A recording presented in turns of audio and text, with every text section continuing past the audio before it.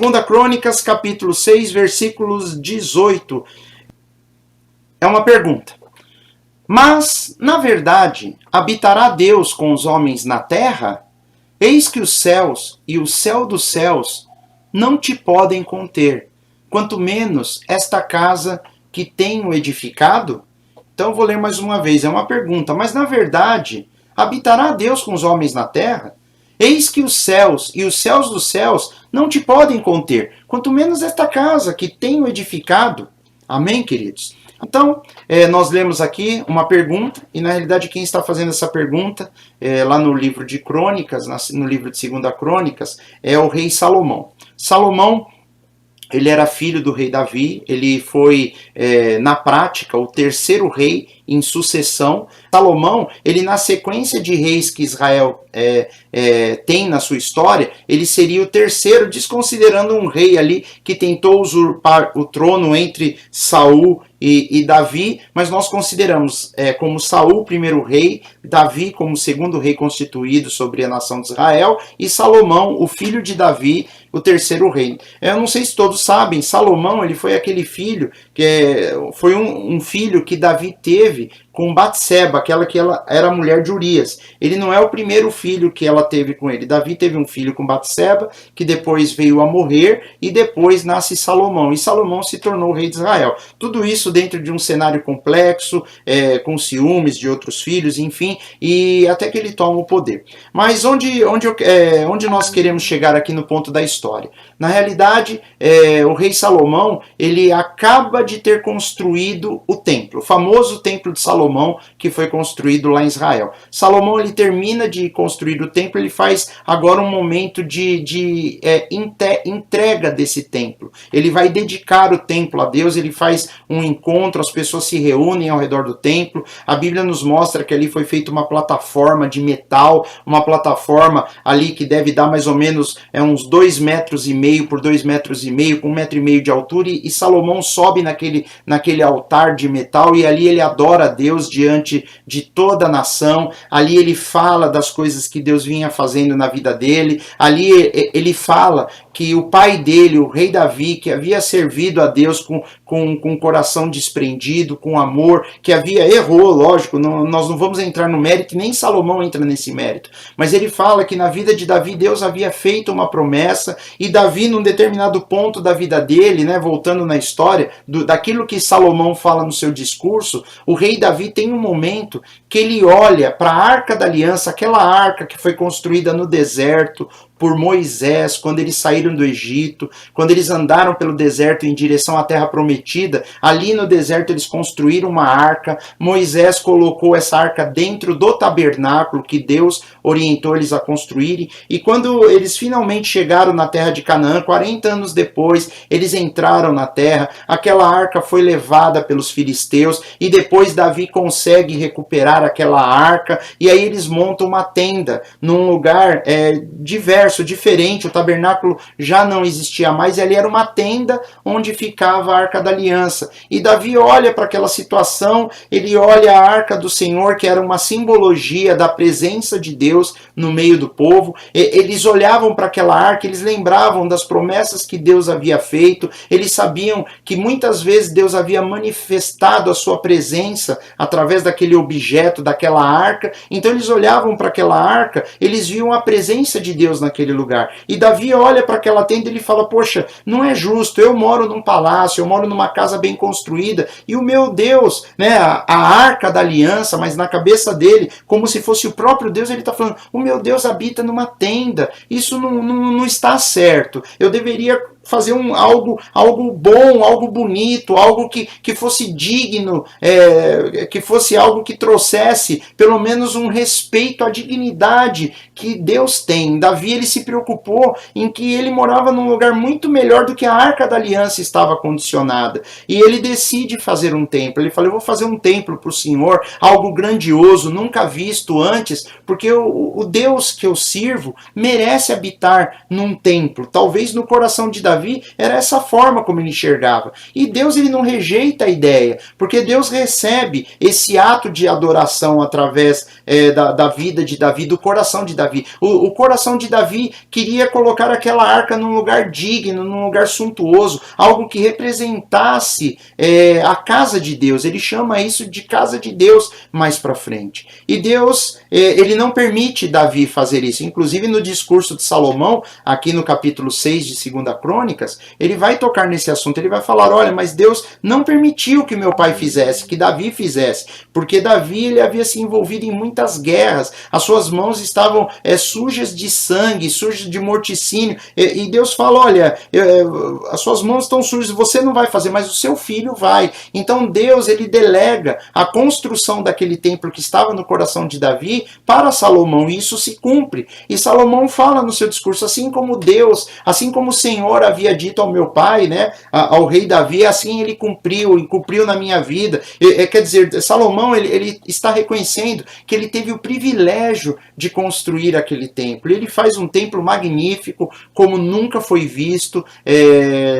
Obviamente, construções maiores e diferentes foram feitas, mas o templo de Salomão era algo nunca visto antes, era algo único naquela época, no mundo todo. Pessoas vinham do mundo todo para conhecer aquele templo, aquilo que Salomão havia feito. Era algo magnífico, algo extremamente lindo, muito bonito, muito bem feito, e o principal, a presença de Deus encheu aquele lugar. Nós vamos ver que quando Salomão ele termina esse discurso no capítulo 6, ali ele ora, ali ele entrega, eles fazem sacrifícios. Você pode ver também a passagem essa mesma passagem paralela no livro de Reis, 1 Reis, capítulo 8, versículo 27, nós vamos ver que a presença de Deus enche aquele lugar, e a Bíblia diz que os sacerdotes, os músicos, eles não podiam entrar lá dentro, porque a glória de Deus encheu aquele lugar. Então Deus se manifestou naquele lugar, se manifestou naquele templo.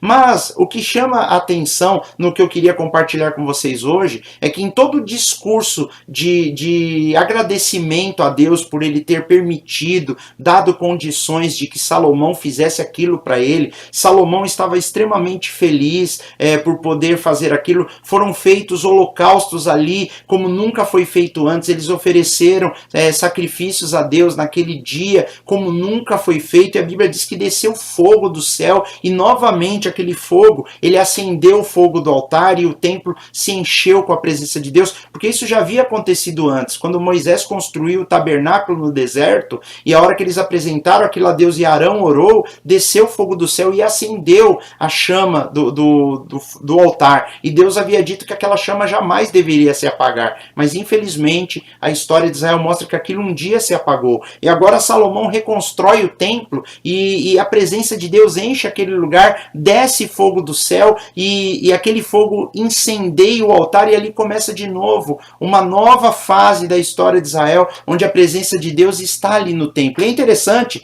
que esse versículo que nós lemos, a primeira palavra que diz mas. Esse mas, Salomão, ele está dizendo uma série de coisas a respeito da benevolência de Deus, a respeito da construção do templo, que aquilo é algo honroso para ele. Ele fala da história de Israel, ele fala das promessas de Deus, e aí ele fala, mas... Na verdade, ele está falando, mas se nós pararmos para pensar, habitará Deus com os homens na terra? Ele faz uma pergunta, será que Deus ele vai habitar com os homens na terra? Ele está começando a questionar aquilo que ele acaba de iniciar.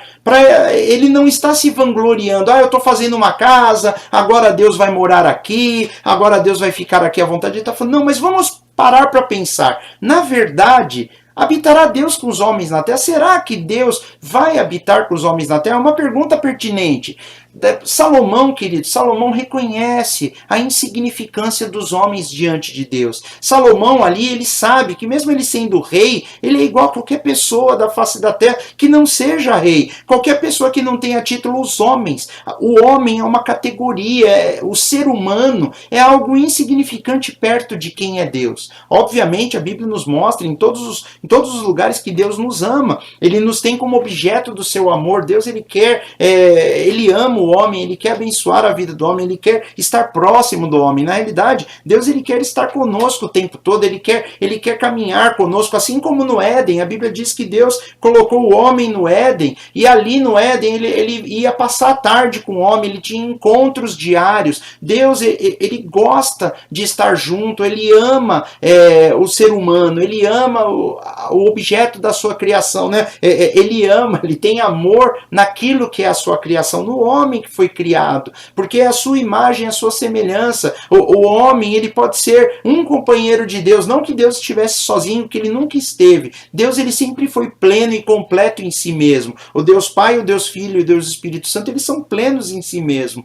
E nos céus onde ele habita, né, na dimensão onde Deus habita, no terceiro céu, ali tudo é pleno, tudo é perfeito, ali tem anjos, tem arcanjos, tem querubins e tem seres celestiais talvez que nós nem imaginemos que existem naquele lugar ali. E Deus, ele é pleno, ele é perfeito, mas ele criou um planeta, ele criou a terra e colocou o homem para ser amado por ela. E desde então, Deus, ele sempre teve prazer em andar com o homem, em ser amigo do homem. A Bíblia fala que Abraão foi feito amigo de Deus, ele andava com Deus. Nós vemos que Enoque andou com Deus, Deus andava com Adão e Eva no Éden, ele buscava essa parceria, esse companheirismo. Deus, ele sempre quis estar com o homem. E Salomão aqui, ele reconhece a insignificância do homem. Será que na verdade Deus habitará com os homens na terra? Seria isso possível? E aí Salomão, com isso, mais para frente ele fala: eis que os céus e o céu dos céus não te podem conter. Ele está falando, se nós olharmos para os céus, que é o que nós conseguimos enxergar, que nós temos como atmosfera terrestre, e os céus dos céus, aquilo que vem acima dos céus,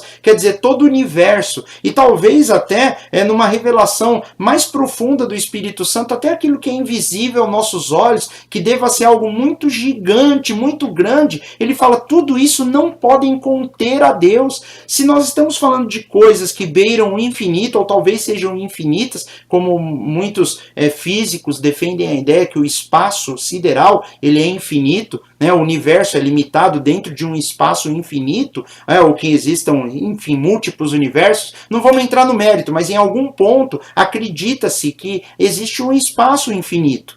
Um espaço que não tem fim. Ainda assim, Salomão está dizendo, até isso que nós consideramos dentro de uma lógica físico-científica, algo que não tem fim, isso não é suficiente para conter Deus. Conter como se fosse um recipiente. Deus é maior do que isso. Na realidade, o que Salomão está dizendo aqui, quando ele fala que os céus dos céus não te podem conter, ele está dizendo, o nosso Deus é infinito. Ele é infinito. Como que Deus vai habitar nisso aqui que eu fiz? Como que Deus vai habitar nesse templo? Para mim é gigantesco. Aqui cabe milhares de homens dentro desse lugar. Mas nosso Deus é maior do que tudo isso. O nosso Deus é impossível de ser contido dentro de um espaço físico que nós conheçamos. Não dá, né? E aí ele conclui o versículo dizendo, quanto menos esta casa que tenho edificado. Ele usa a palavra casa. Ele fala, é uma casa. É uma casa, é grande, é gigante, é um templo, milhares de pessoas, mas é uma casa. Ele fala, se todo o universo, com toda a sua imensidão, o espaço que nós consideramos algo infinito, ou pelo menos a nossa imaginação não tem como quantificar o tamanho disso tudo, como que nós vamos imaginar que Deus, que eu acredito, que a palavra de Deus diz que tudo isso, toda essa magnitude de espaço que nós temos, os céus dos céus, não podem conter a Deus, quanto mais uma casa que eu fiz. Então nós vemos aqui, em primeiro lugar, de Salomão, a sua posição de humildade, olhando para aquilo que ele fez com a mão dele e falando, Senhor, isso aqui não é nada, não é nada. Mas ele tinha uma consciência, eu estou fazendo isso para o Senhor. E muitas vezes na nossa vida, queridos, muitas vezes as pessoas elas querem fazer coisas grandiosas para Deus. Elas querem fazer coisas, e às vezes elas até fazem coisas grandes e muito boas. E as pessoas acreditam que aquilo que ela está fazendo realmente é extremamente importante, é muito bom, a ponto de Deus estar impressionado com aquilo. E nós muitas vezes nos esquecemos que Deus, queridos, ele é algo que nós não conseguimos compreender o seu tamanho, a infinidade do seu poder. O que é algo que nós fazemos com as nossas mãos para um Deus tão poderoso. Ele recebe com alegria. Quando nós compreendemos que é pequeno, que somos falhos, que somos limitados, e nós estamos ali dentro da nossa condição, fazendo o melhor que nós podemos. Mas nós temos que entender que para Deus, fazer um templo ou fazer uma casinha de nada não tem diferença, porque Deus, segundo a Escritura, ele não habita em templos. A Bíblia diz que ele não habita em nada feito por mãos humanas, porque Deus, ele transcende todas as coisas. Foi ele que nos criou, ele que criou o seu trono, ele que criou o universo, ele que fez todas as coisas. E nós não podemos ter a ilusão de que nós podemos impressionar a Deus. Não tem como eu fazer nada que Deus se impressione, que Deus se espante. Não, tudo. Deus já sabe o que nós vamos fazer. O que nós podemos fazer, sim, é com a nossa fé, darmos o melhor de nós para Deus. Isso chama a atenção do Criador. E eu creio que ali naquele momento, Salomão, ele começou bem construindo o templo, mas o momento melhor não foi quando ele concluiu a construção, não foi todo o esforço empregado. Foi quando ele olhou para tudo aquilo e ele fala: meu Deus é maior que isso. O meu Deus é muito maior. Deus não precisa disso que eu estou fazendo. Ele consegue olhar para aquilo e aquilo não o deixa envaidecido. Ele não se envaidece na sua própria construção. Ele não acha que aquilo fez ele mais poderoso, que aquilo realmente aquilo foi algo significativo. Não, ele fala, é uma casa. Ô Senhor, ele está falando ali, em outras palavras, ele está falando, Senhor, eu tenho a consciência que nós não somos nada, como diz o Salmo número 8. Quem é o homem para que dele te lembres? E quem é o filho do homem, né, para que se importe com eles? O salmista tinha essa consciência. Quem somos nós diante de um Deus tão poderoso? Salomão está falando, Deus vai querer habitar no meio do homem, vai querer habitar com os homens, e ele não sabia, ele não tinha noção dos planos para Deus, porque Deus, ele sempre quis habitar no meio dos homens. Ele começa fazendo uma visita no Éden, aí aquela amizade é quebrada por causa do pecado, aí Deus começa a andar com Abraão, ele começa a falar com Abraão, Abraão se torna amigo de Deus, Enoque andou com Deus, e Deus levou Enoque para ele. Nós vemos como Deus procura homens, Noé agradou a Deus, e Deus fez coisas através da vida de Noé, e homens vieram andando com Deus, e Deus se manifestou na vida deles.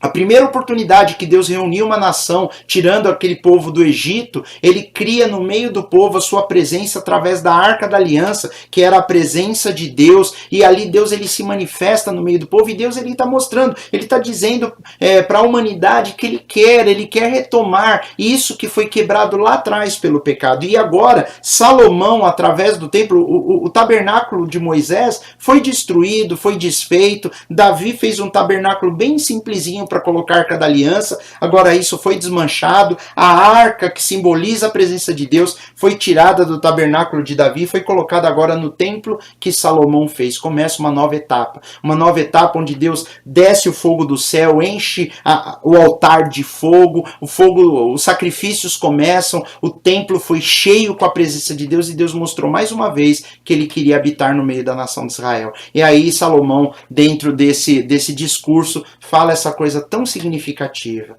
Será que Deus realmente quer habitar no meio dos homens? Será que Deus, aquele que os céus e os céus dos céus não podem o conter, será que ele vai vir habitar nessa casa que eu fiz? Eu fiz uma casa. Uma casa é uma ilusão. É uma ilusão eu imaginar que eu fiz uma casa com as mãos humanas, e um Deus todo poderoso e com todo o poder gigantesco, que nós não temos nem ideia do seu poder, ele vai morar na casa. Salomão está dizendo, não, eu não tenho essa ilusão. Mas eu sei que Deus vai manifestar a presença dele, porque depois você lendo, você pode ler o capítulo todo, ele vai falar que quando alguém pecar e voltar as suas orações em direção a esse local, o Senhor vai ouvir, que quando alguém precisar do auxílio do Senhor e vier e buscar nesse lugar, ele sabe que ali é um ponto que vai apontar para o nosso Deus, ali é um lugar que mostra que há sim uma intercessão entre os céus e a terra, que Deus ele abre um canal ali de trato com o ser humano de maneira direta, através dos sacerdotes que iriam ali ministrar naquele templo dia e noite, os homens poderiam ter acesso àquilo que Deus queria fazer. Ali ia ser um lugar de oração, um lugar de cântico contínuo dia e noite com louvores, ali ia ser um lugar de arrependimento, um lugar de conserto. Mas, queridos, nós vemos que a história da humanidade ela vai degringolando, ela vai se perdendo com o tempo, e nós vamos ver que esse templo de Salomão vai ser destruído pelo Império Babilônico alguns séculos depois dessa inauguração. Mas voltando à inauguração, eu queria compartilhar com vocês aqui uma passagem no capítulo 66 do livro de Isaías, lá no versículo 1. Olha que interessante o que diz lá. Assim diz o Senhor, o céu é o meu trono e a terra o escabelo dos meus pés. O escabelo é como se fosse o local onde eu apoio os pés. Ele está no trono e a terra está debaixo dos pés dele. É como se fosse um estrado, um lugar onde Deus apoia o pé. Que casa me edificarei vós? Ele está perguntando, que casa me edificarei vós? E qual seria o lugar do meu descanso? Deus está fazendo essa pergunta para a nação de Israel, que está se afastando da fé agora, no momento em que o templo de Salomão ainda estava de pé, né? E Deus está perguntando assim, em que casa me edificarei vós? Ele está lembrando aquele povo, um povo que focava talvez o templo e esquecia do Deus, que era o Senhor do templo. Um povo que olhava para a Arca da Aliança e esquecia da aliança que eles tinham com o Criador. E, queridos, eu e você, se nós não tomarmos cuidado, é muito fácil nós focarmos coisas que nos levam, que nos remetem a Deus e esquecemos do verdadeiro Deus. Quantas pessoas têm a Bíblia, o livro, pega o livro na mão e tem aquele livro como sagrado? E coloca lá, esse livro é sagrado, deixa aqui, né? Não toca, não pode, enfim. Mas o livro é sagrado.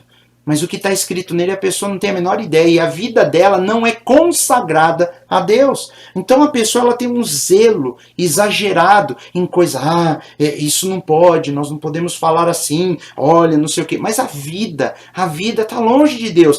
Como Deus fala em outra passagem. Esse povo me honra com os lábios, mas o seu coração está longe de mim. O povo estava focado no templo, o povo estava focado nos rituais, o povo estava focado na Arca da Aliança, e há muito tempo não se via mais aqui, nessa passagem de Isaías 66, nunca mais se via a presença de Deus enchendo aquele lugar. A vida dos sacerdotes era uma vida ruim, eles tinham se afastado do Senhor, eles frequentavam aquele lugar, eles estavam ali dia e noite, mas a vida deles não era reta. Os reis que vieram depois de Salomão foram reis que muitas vezes erraram, muitos deles se afastaram do Senhor, levaram o povo a se afastar do Senhor. Israel se dividiu em duas nações, o reino do norte começou a adorar bezerros de ouro lá em templos que eles construíram, longe daquele templo que Salomão havia dedicado ao Senhor, e enfim, e os homens foram se afastando, e a glória de Deus deixou aquele lugar, como Ezequiel vê em uma de suas que Ezequiel declara em uma de suas passagens. E nós temos que olhar para a nossa vida e nos questionarmos se nós não temos muitas vezes focado coisas como mais importantes do que o nosso próprio relacionamento com Deus. Quantas pessoas às vezes têm no seu ministério uma garantia de alguma coisa e que não é real. Às vezes a pessoa ela usa títulos e fala, eu sou isso, eu sou tal coisa dentro do ministério, mas ela não tem uma vida com Deus. A pessoa usa títulos para dizer a sua religião, eu sou isso, eu sou aquilo, mas na realidade ela nunca teve intimidade com Deus. O povo de Israel focava naquele momento o templo, focava a Arca da Aliança, focavam as coisas físicas, as coisas visíveis, materiais que circundavam aquela circunstância religiosa toda. Mas o coração do povo estava longe de Deus. E Deus, ele sempre quis habitar no meio do povo. E aí a pergunta de Salomão, será que Deus vem habitar no meio dos homens? Será que Deus vem habitar nessa casa? Pelo menos a presença dele se manifestou naquele lugar num primeiro momento. E Babilônia veio depois e destruiu tudo, né? Deus, ele escolheu sim habitar com os humanos, né? E nós vamos ver que eu vou contar um pouquinho até da história da sequência de como que Deus tenta fazer essa retomada de aliança com os homens, né? Lá no Éden, enquanto Adão e Eva eles viviam ali na inocência, eles viviam como Deus queria, sem o conhecimento do bem e do mal, e eles viviam uma vida abençoada por conta disso. Tudo que eles faziam era puro diante de Deus. Deus mandou eles se multiplicarem, encherem a terra. Isso não havia problema nenhum. Eles viviam felizes. Ali eles estavam levando uma vida de homem e mulher pura diante de um Deus puro e santo. E ali eles cuidavam e Deus os visitava. Todas as tardes eles tinham tempo juntos, eu não sei como que era, a Bíblia não dá detalhes, ela só cita, mas Deus tinha um momento de comunhão com eles, ali eles conversavam, eles se encontravam, né? Eu não consigo imaginar direito o que pode ser isso, só o que a Bíblia diz, que eles se encontravam, eles tinham esse encontro diário, e ali Deus falava com o homem, e um dia eles pecaram, eles conheceram o bem e o mal, Deus já não podia mais estar diretamente com eles, mas e mesmo assim, eles ainda, Deus continua com uma promessa, eles saem dali com Deus prometendo que ele refaria uma aliança com o homem, que através de Eva viria uma pessoa que ia restaurar todas as coisas, e aí depois quando vem Moisés e tira o povo do Egito, Deus, ele ensina a construir a Arca da Aliança, e ali no tabernáculo Deus restaura a sua aliança com o povo de Deus, ele começa uma aliança simples através da lei de Moisés, uma aliança com a nação de Israel, e ali Deus se manifestava, ali eles viram o poder de Deus através do fogo, através da nuvem, eles viram a presença de Deus encher aquele lugar, eles viam que Deus falava com Moisés e a face de Moisés brilhava. Depois vai passando a história, Salomão vai constrói um templo lá em Canaã, lá na cidade de Jerusalém, né, que depois que se tornou ali a capital da terra de Canaã, que foi Jerusalém, e ali em Jerusalém ele constrói o templo e Deus enche aquele lugar, e aí nós vemos que anos depois a Babilônia destruiu aquele templo, os israelitas foram levados para a Babilônia, isso o reino do norte já havia sido levado também para a Síria, e depois de 70 anos eles retornam àquele lugar, e há uma reconstrução do templo, Ezequiel começa um trabalho, Zorobabel continua o trabalho, um templo muito inferior àquele que Salomão havia feito, e depois finalmente Herodes o Grande, né, ele termina aquela construção que Zorobabel vinha fazendo, é um templo tão suntuoso, né, grande, muito maravilhoso, nós vemos os discípulos chamando a atenção de Jesus, falando, olha Jesus, que grandes pedras, que coisas magníficas, né? Obviamente eles estão deslumbrados com algo da época deles, mas aquele templo que Herodes havia terminado a reforma,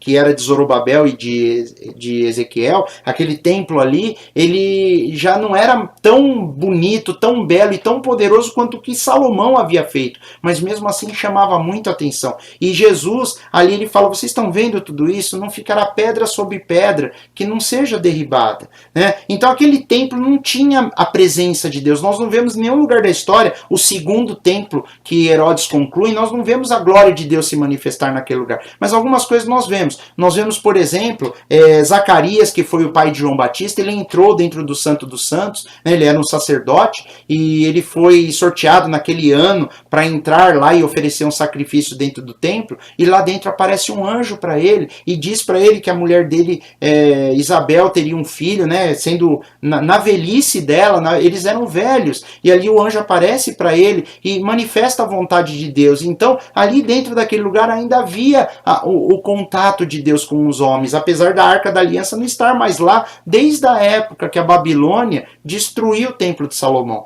Mas Deus estava começando uma nova forma dele estar no meio dos homens. Nasce Jesus. Jesus é a presença de Deus no meio dos homens. Jesus nasceu, é Deus no meio dos homens. Lá em Isaías fala, e ele se chamará Emanuel, quer dizer, Deus conosco. Deus agora ele vem em carne e osso. Ele nasce como homem para viver conosco. E esse é o amor de Deus por mim e por você, meu querido. Deus ele não está interessado tanto na nossa religiosidade, que nós foquemos uma série de coisas e nós não tenhamos um relacionamento com ele. Deus quer ter um relacionamento comigo e com você. Jesus veio para ter um relacionamento com os homens. Eu queria ler aqui com vocês um capítulo até comprido aqui de João, e eu não sei se, dependendo do tamanho da sua tela, se você vai conseguir enxergar isso daí, né? Olha só como é que tá. Mas eu vou ler para vocês, é um capítulo comprido aqui de João, João capítulo 1, eu vou ler João capítulo 1 do versículo 1 ao 18, que ele fala assim, ó, no princípio, ele está se referindo a Jesus, tá? Então ele fala, no princípio, Jesus era o verbo com V maiúsculo, e esse verbo significa a palavra de Deus. E o verbo, a palavra de Deus, estava com Deus, e o verbo era Deus. Então João estava falando que ele estava com Deus, e ele era Deus. Ele estava no princípio com Deus. Jesus estava no princípio com Deus. Versículo 3. Todas as coisas foram feitas por ele, por Jesus. E sem ele, nada do que se foi feito se fez. Então tudo foi criado através de Jesus. Versículo 4. Nele, em Jesus, estava a vida. E a vida era a luz dos homens. E a luz resplandece nas trevas. E as trevas não a compreenderam. resplandeceu na escuridão do mundo e o mundo não entendeu. Houve um homem enviado de Deus, cujo nome era João, João Batista. Este veio para testemunho, para que testificasse da luz, que é Jesus, para que todos crescem por ele. Não era ele a luz, não era João Batista, mas para que testificasse da luz. Então João Batista veio para mostrar, Jesus é a luz, aquele ali é a luz.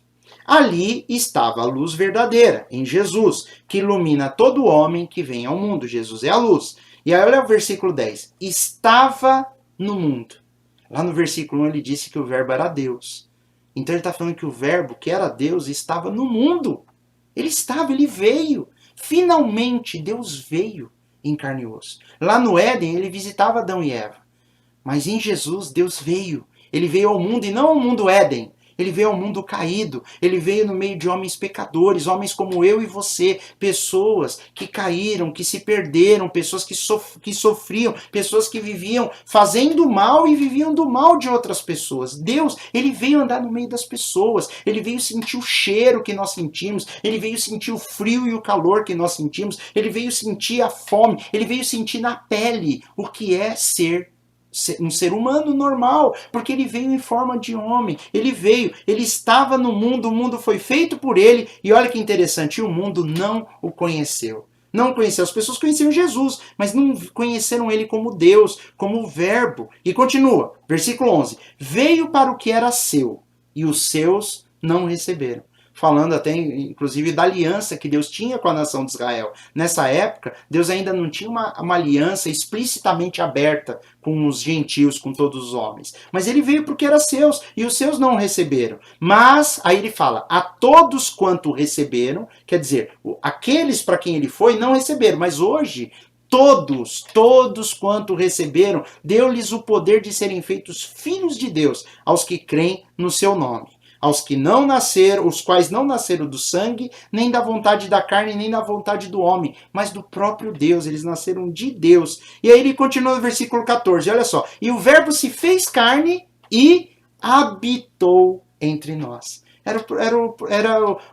No princípio o que Deus queria fazer desde o início. Ele queria habitar no meio de nós. E João está falando, e aí o verbo que estava lá no princípio com Deus, e era Deus, e ele fez todas as coisas, e ele era a luz que ilumina as trevas, ele se fez carne e habitou entre nós, e vimos a sua glória, como a glória do unigênito, Filho único do Pai, cheio de graça e de verdade. E aí João, ele fala que João Batista testificou dele e clamou, gritou por aí dizendo, este era aquele de quem eu dizia, o que vem após mim é antes de mim. Jesus nasceu depois de João Batista, ele era mais novo, mas ele está falando, esse que vem depois de mim, que vai inclusive aparecer agora no cenário, pregando depois de mim, ele é antes de mim, porque foi primeiro do que eu. João Batista sabia que Jesus estava no princípio com Deus, ele é antes de todas as coisas. E aí versículo 16 fala, e todos nós recebemos também da sua plenitude, e graça por graça. Porque a lei foi dada por Moisés, a graça e a verdade vieram por Jesus Cristo.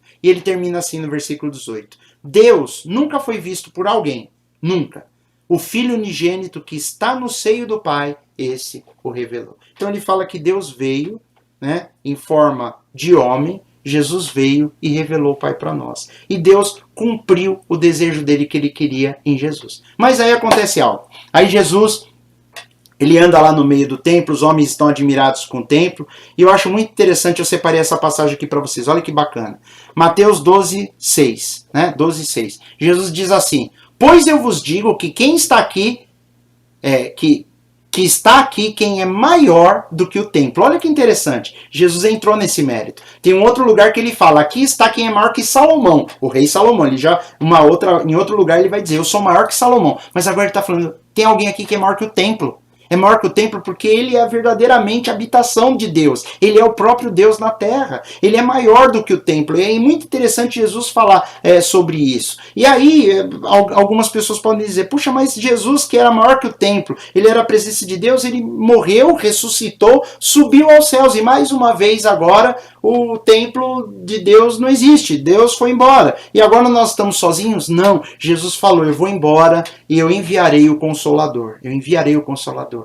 e vocês não ficarão órfãos. E nós entendemos que através da presença do Espírito Santo na igreja, Deus ele passa a habitar agora dentro do homem. Aquela pergunta que nós vimos no princípio, Salomão falando, mas Deus será que vai habitar, né, no meio dos homens? É no meio que ele fala lá. Se você olhar, habitará Deus com os homens na terra. Será que Deus vai vir para habitar com os homens?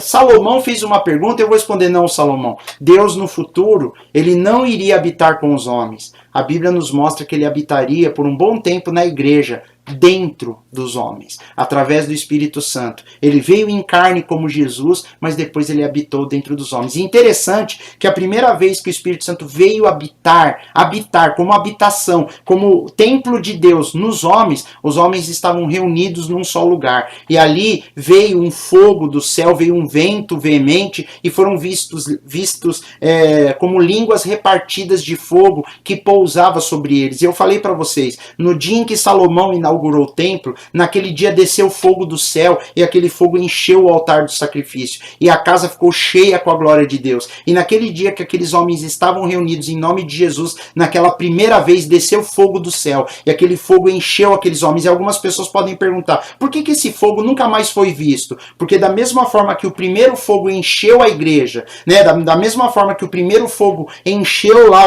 o altar do sacrifício do templo de Salomão com fogo, e Deus falou, não permita mais que esse fogo se apague. Nos dias seguintes não caiu mais fogo do céu. Aquele fogo foi mantendo, eram colocadas lenhas novas e aquele fogo se mantinha alimentado constantemente, não podia deixar apagar. Da mesma forma, aquelas línguas de fogo que foram repartidas sobre os primeiros discípulos, lá no início da igreja, aquilo ali Deus ele colocou para nós. Olha para essas coisas, mantém esse fogo. Pessoas novas vão chegando na igreja e pessoas vão sendo incendiadas por aquele fogo original que Deus começou lá atrás, no dia de Pentecostes, e hoje Deus habita na igreja. E depois, quando a igreja for levada aos céus, assim como Jesus foi levado aos céus também, e aí não vai ter mais a presença de Deus na terra, aí a Bíblia diz que Deus está preparando algo maravilhoso lá no final. Vamos abrir em Apocalipse capítulo 21, versículo 2 e 3, que diz assim, ó, e eu, João, vi a cidade santa, a nova Jerusalém, que de Deus descia do céu, adereçada como uma esposa ataviada para o seu marido. E ouvi uma grande voz do céu que dizia, eis aqui o tabernáculo de Deus com os homens. É como se Deus estivesse dizendo, esse é o tabernáculo verdadeiro, é o definitivo. O tabernáculo lá de Moisés representava uma coisa, o tabernáculo de Davi outra coisa, o templo de Salomão, o templo de Ezequiel, Zorobabel, Herodes outra coisa, a própria presença de Jesus na terra aumentou o entendimento, depois a igreja como corpo de Cristo, cheia do Espírito Santo, aumenta ainda mais o entendimento, mas agora vocês finalmente conheceram o tabernáculo de Deus com os homens. Tabernáculo de Deus, Deus habitando com os homens. Aí eu volto para Salomão e falo, Salomão, agora aqui, na Nova Jerusalém, habitará Deus com os homens? Sim, na Nova Jerusalém, ali será o tabernáculo de Deus com os homens, pois com eles habitará, e eles serão seu povo, e o mesmo Deus estará com eles, e será o seu Deus. Meu querido e minha querida irmã, se você ama o Senhor, se você entregou a sua vida para Jesus, um dia você vai entrar pelas portas desse tabernáculo. Você vai entrar pelas portas dessa cidade, a Nova Jerusalém, e ali nós vamos habitar com Deus. Pela primeira vez na história, Deus não vai habitar dentro de nós através do Espírito. Não vai ser Deus andando no meio dos homens como homens. Não, nós vamos habitar com Deus. Deus vai habitar junto conosco. E aí vai se cumprir a pergunta de Salomão. Habitará Deus com os homens? Sim, na Nova Jerusalém, Deus habitará com os homens. E se você ama Jesus, você vai estar lá. Se você ainda não tem um relacionamento com Jesus ou duvida muito que a sua vida esteja alinhada com Deus, entrega a tua vida agora ao Senhor, para que você tenha certeza que um dia você entrará por esses portões e você habitará com o Senhor lá para sempre. Amém?